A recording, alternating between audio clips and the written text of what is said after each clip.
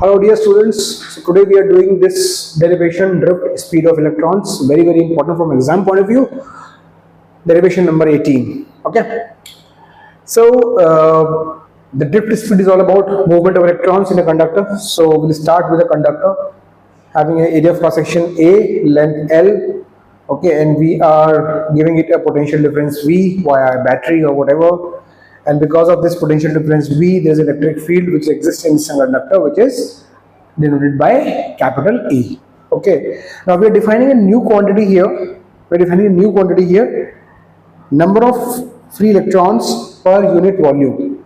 I should write number of free electrons, not number of electrons. Number of free electrons per unit volume, small n. Okay. This is also called electron density.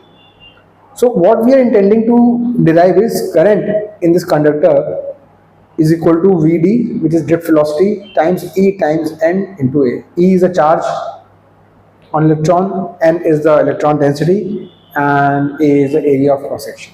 This is the relation we are intending to derive. Very fundamental relation. Okay. So the entire story, right, revolves around finding the charge flowing through the cross section in terms of drift velocity. Finding the charge which is flowing through the cross section of the conductor in terms of drift velocity. In terms of current, we know Q is equal to IT. In terms of current, it is very easy. But in terms of drift velocity, how do we figure it out? That is the main equation. So let's start the derivation. These are the basics, right? Just few variables to start with. First thing is I is equal to Q by T. If Q is the charge flowing through any cross section, I is equal to Q by T. T is a time interval. So this is no big deal. I is equal to Q by T. You know this. Now the big deal is trying to figure out Q in terms of Vd.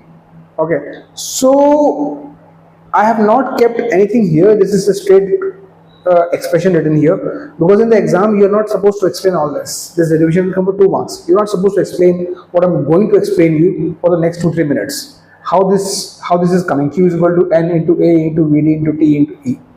Now let's understand this as a separate exercise. This is just to, you know, make you feel comfortable how this is coming. Okay. Q is equal to n A Vd T into E. So let's imagine a situation. Okay. You have a conductor here like this. Okay. Now there is an electron, let's say single electron, E here, one more electron E here, one more electron E here. Let's start with 3 electrons, okay? 3 electrons which are at this place. At a given moment, they are at this place. After 1 second,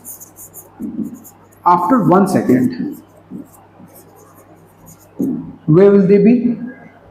Their drift speed is Vd. So they all are moving with a common drift speed of Vd. What is speed? Distance traveled per unit time or per second. So after 1 second, can I say all these electrons would have traveled a distance Vd? Because Vd is the speed, distance traveled per unit second. So 1 second में कहाँ जाएंगे? यहाँ के यहाँ जाएंगे. So ये पूरे के पूरे इलेक्ट्रॉन जो यहाँ पे थे अब यहाँ पे आ गए 3 electron. Right? Now imagine these two as a cross section.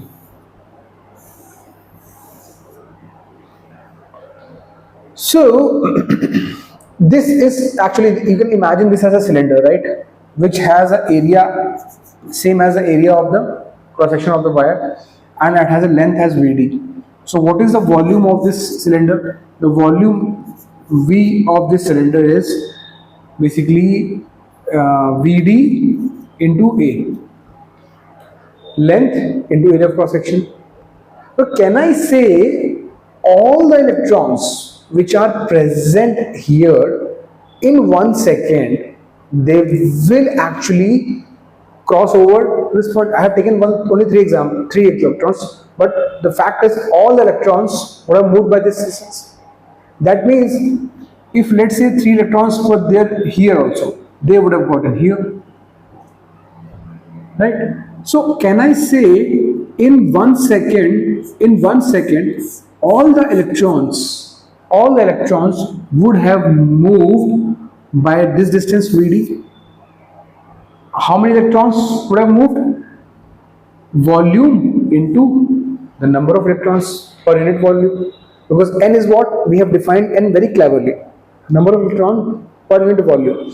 So number of electrons per unit volume को आपने इस वॉल्यूम से मल्टीप्लाई कर दिया. What volume? In 1 second में कितने इलेक्ट्रॉन्स कितना मूव कर रहे हैं, right? This volume. So this volume into n. So this is number of electrons per second. Number of electrons flowing through per second. क्यों? क्योंकि ये n क्या है? Number of electrons per unit volume है, और ये क्या है? Volume per second. If you go back to the Bernoulli theorem, right, we had defined this quantity area into velocity, जिसको लोग बोलते थे rate of flow. Remember this, area into velocity, a1 v1 equal to a2 v2 equation of quantity. इसको हम बोलते थे av is equal to rate of flow. This is what? Flow of liquid, volume of liquid flowing per second. Volume of liquid flowing per second. अब electron क्या है? इसको एक fluid समझ लो, फ्लो करता हुआ. सो अगर n मेरे पास इलेक्ट्रॉन्स है पर यूनिट वॉल्यूम, इसको मैं वॉल्यूम पर सेकेंड से मल्टीप्लाई कर दूं, सो ये चीज क्या निकल के आ गई? ये चीज निकल के आ गई मेरी इलेक्ट्रॉन्स फ्लोइंग पर सेकेंड. इसको आप अगर t से मल्टीप्लाई कर दोगे टाइम इंटरवल से, तो ये क्या आ जाएगा? Electrons flowing in time interval t. इसी चीज को आप इलेक्ट्रॉन को एक इलेक्ट्रॉन में चार्ज कितना होता है? E के बराबर. तो इसको आप E से मल्टीप्लाई कर दोगे डियर, तो ये क्यों नहीं आ जाएगा? Charge flowing in a time interval t है. So in terms of drift speed, this charge flowing per unit, so charge flowing in a time interval t would be Vd into A into n into t into E. This is what I wanted to explain. But remember, you are not supposed to explain this to the copy checker, the examiner, right? This is just for your understanding.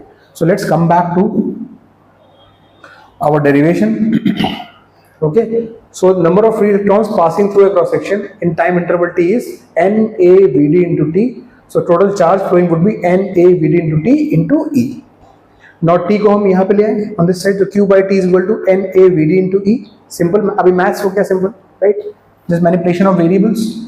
So q by t को हमने I लिख दिया, तो I की जगह क्या आ गया? Vd into E into n into A. ठीक है, आप बस ऑर्डर मानी खाली चेंज किया है वेरिएबल्स का. इसको लिख लिया I is equal to Vd into E into n into A, right? Vd into E into n into A, whenever, right? So this is your main formula. इसको आप ड्रिफ्ट स्पीड को ऐसे टर्म में कैसे लिख सकते हो? Drift speed is equal to I upon ENA, right? अच्छा, in terms of current density अगर आप I by A को देखो तो I by A क्या होता है? J. तो इसको आप ऐसे लिख सकते हो Vd is equal to J upon E into n, या फिर लिख सकते हो J is equal to E n Vd. J is equal to E n Vd, right? J is equal to E n Vd. अब देख सकते हो यहाँ से एक स्ट्रेट रिलेशन आ रहा है. ये करंट डेंसिटी और Vd में डायरेक्टली प्रोपोर्शनल रिलेशन आ रहा है. जितनी करंट डेंसिटी ज्यादा होगी ड्रिफ्ट स्पीड भी उतनी ज्यादा होगी, या फिर ड्रिफ्ट स्पीड जितनी ज्यादा होगी करंट स्पीड भी उतनी ज्यादा होगी. या वेक्टर, अब जो कि यहाँ पे ड्रिफ्ट वेलोसिटी की बात कर रहे हैं तो ये भी वेक्टर क्वांटिटी है. J करंट डेंसिटी, ये भी वेक्टर क्वांटिटी है. तो वेक्टर फॉर्म में कैसे लिख सकते हैं? J is equal to vector J is equal to minus के साथ E n Vd. वैल्यू में कोई फर्क नहीं है, बट ये माइनस क्यों लगा है?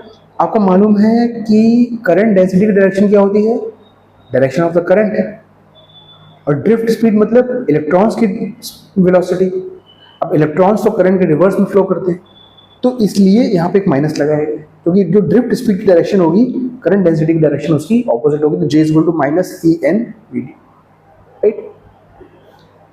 Now in terms of resistivity इस फॉर्मूले को कैसे लिख सकते हैं? इन टर्म्स ऑफ रेजिस्टिविटी, अब I जो यहाँ पे फॉर्मूला I को हम लिख लेंगे V by R. अगर V is the potential difference, R is the resistance of the wire. जो ये वायर है हमारे पास, मान लेते हैं इसका रेजिस्टेंस जो है वो रेजिस्टेंस इज कैपिटल R, ठीक है? तो I is equal to V by R. तो Vd क्या हो जाएगा? आई को रिप्लेस कर दो वी बाय आर, तो जाएगा V by R E N A, right. Now R को हम लिख सकते हैं रो एल बाई, आर को लिख सकते हैं रो एल बाई, तो V D is equal to जाएगा capital V upon rho L by A E into N into A, area area cancel हो गया तो V upon rho L E N, V D is equal to V upon rho L E N. Exam में एक बार ये formula ना पूछ के इससे स्टार्ट करके यहां तक पहुंचने के लिए बोला, राइट। यहां से फॉर्मूला स्टार्ट करना, इसको डिराइव नहीं करना था, इसको यूज करना था और यहां तक आना, राइट। सो आपको यही चीज करनी है। तो यहां से एक और इंपॉर्टेंट चीज निकल के आ रही है एज ए कॉन्सेप्ट, डेरिवेशन तो खत्म हो गया यहाँ पे आपका, ठीक है। एक इंपॉर्टेंट कॉन्सेप्ट और निकल के आ रहा है इस फॉर्मूले में। देखो कहीं ड्रिफ्ट स्पीड के फॉर्मूले में आपको एरिया दिख रहा है? नहीं एरिया।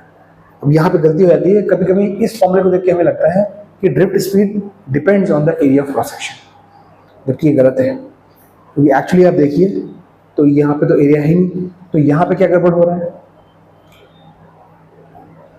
तो यहाँ पे क्या गड़बड़ हो रहा है, यहाँ पे ये गड़बड़ हो रहा है कि जब आप एरिया को चेंज कर रहे हो, एरिया ऑफ क्रॉस सेक्शन को, वायर को मोटा कर रहे हो, पतला कर रहे हो, आप area of cross section change कर रहे हो, तो करंट कांस्टेंट थोड़ी ना रहेगी, current will change, because if you make the wire thicker और thinner, area of cross section will change, so resistance will change, resistance will change, so current will also change, so current will change, area will change, but net net drift speed पे कोई impact नहीं आएगा।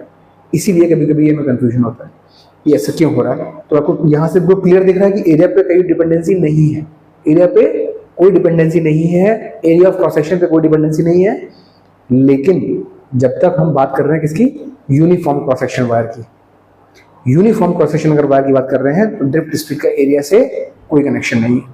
आप wire को double area कर दो, area half कर दो, अगर लेंथ उसकी आप सेम रख रहे हो, जब तक आप लेंथ चेंज नहीं कर रहे हो कुछ चेंज आने वाला है। पोटेंशियल डिफरेंस अगर आप सेम अप्लाई कर रहे हो, obviously we are talking about a like to like case, तो पोटेंशियल डिफरेंस को आप चेंज नहीं कर रहे हो, एरिया ऑफ क्रॉस सेक्शन को सिर्फ चेंज कर रहे हो, लेंथ को भी आप चेंज नहीं कर रहे हो, तो ड्रिफ्ट स्पीड पे कोई इंपैक्ट नहीं होगा। इसको इस एग्जांपल से डायरेक्टली समझ सकते हैं।